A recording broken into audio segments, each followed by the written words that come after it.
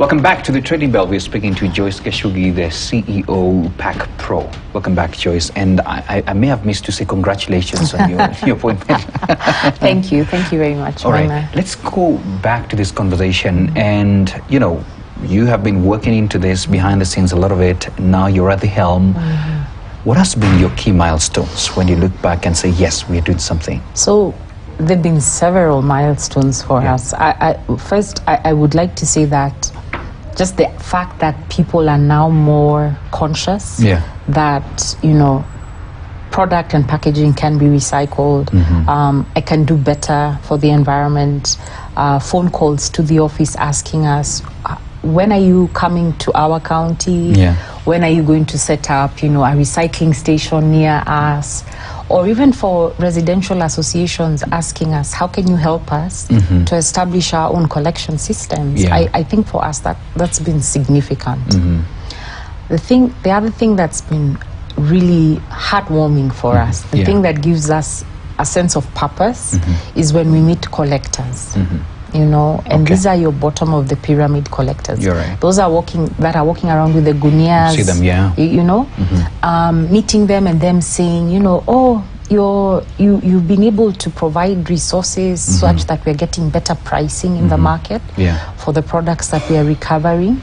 Because that feeds it directly into their livelihoods. And for us, one of our key objectives is to be able to create decent jobs. A lot of our waste collectors, waste pickers are working in very deplorable conditions. And so when we talk about zero waste, reducing the amount of waste going into dump sites, it's so that then we're able to create better facilities, better places where these collectors can be able to recover this material. But from an industry perspective, some of our key milestones have been being able to agitate for design rethinking amongst some of our members. You've seen Coca-Cola, for instance, have been able to change their green Sprite bottle to clear. And this is really so that then a lot of our collectors in the recycling industry can be able to maximize on the benefit of having a clear bottle.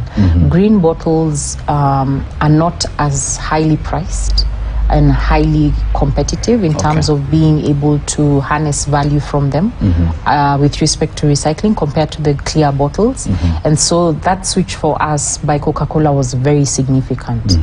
Another thing, if you look at a lot of our bottlers today, companies that are putting water into the market, and our members, I repeat, largely don't have sleeves today. There's small paper wrapping at the top of your water bottle. A lot of our members don't have. And in fact, if I joke, if you want to know who our members are, check those who don't have that. You know, these are our members. But also, if you look at the milk, one of our members, Biofoods, their milk packaging was a very opaque white. You're right. And a lot of collectors and recyclers said to us, this is very hard to be able to recycle. Is there anything that they can do? And it requires, when we talk about rethinking design, it takes up a lot of R&D, research and development. A lot of resources are backing these transitions. So when companies go ahead and make a transition like Biofoods did, where then they made the packaging lighter in terms of the opaqueness, then you find that recyclability then increases. And so for us, those have been significant milestones. Unilever today are one of the few companies that are making a packaging 100% recycled. Wow. Yes. For instance, their Sunlight, Domestos is 100% recycled plastic made collected here in Kenya from our dump sites and fully aggregated into new packaging. So for me, I think the pride has been that there's a shift from the industry perspective. There's a shift from consumers. And then, of course, government has created an enabling environment with respect to policy that we can be able to kind of demonstrate that producers, manufacturers are able to do something for the environment. And maybe we'll close with the policy angle of it, but I'm curious to ask, there could be people who are thinking of, starting a business in this whole environment of circularity, and you've spoken about the potential it has. So SMEs out there who are thinking, okay, maybe this could be an area to venture in. What would be your message to them, and how easy is it going to be for them if they decide, okay, I'm going to put up this? And I'm asking that thinking as a business person as well, and wondering, is the cost of even putting up a plant that would help you recycle friendly, and we have, support in terms of that? And I don't know how you come in. Over to you. So, is this a viable business? Absolutely. Not just for SMEs. I'll tell you, we have some very big companies.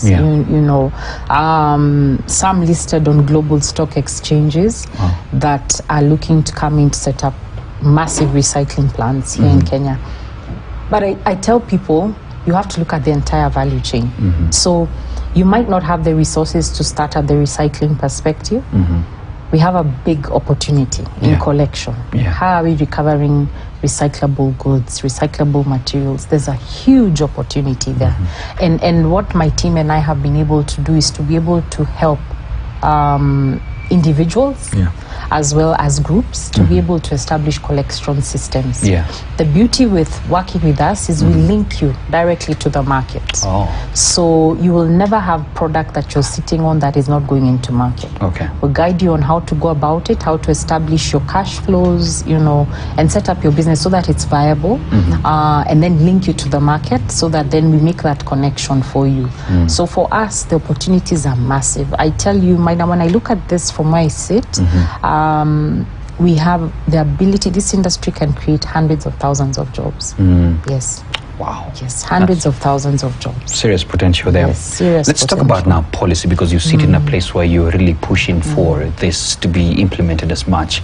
And there seems to be, I don't want to call it a resistance, or people who are thinking you against business and the likes. I'm sure you've faced enough of that. So what is the major cause for this, and how can we improve to have better policies and them embraced by corporates? So the one thing, and this speaks to the conversation I said earlier, that I'm a strong proponent for laws. Yes. And I really I appreciate government taking a stance that they must have manufacturers taking responsibility for their products and packaging and making it mandatory. So today, if you look at what's happening globally, all over the world, this is the shift. There's a shift toward mandatory extended producer responsibility.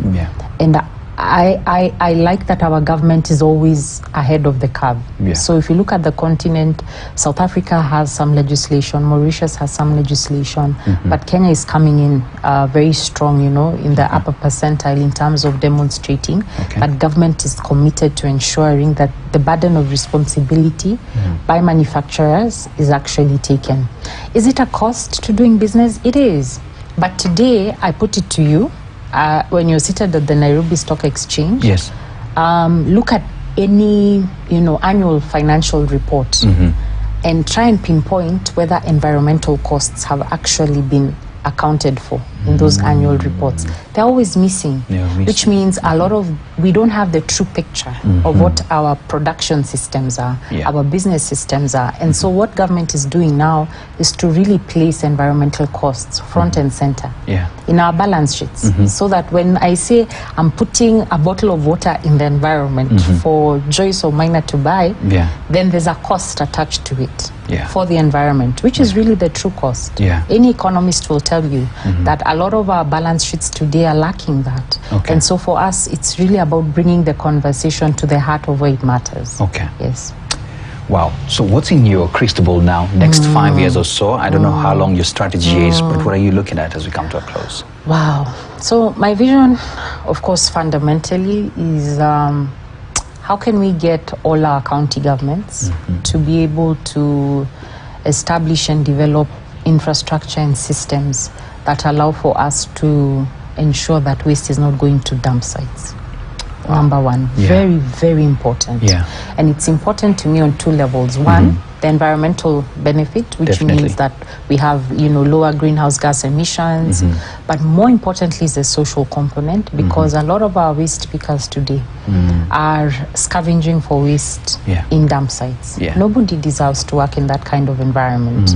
And so if we begin to establish proper material recovery facilities, transfer stations, we can be able to give access to this particular group of individuals to better sourced material, and so the economic benefit tremendous for everyone. But further in is a shift in the way consumers begin to engage with products.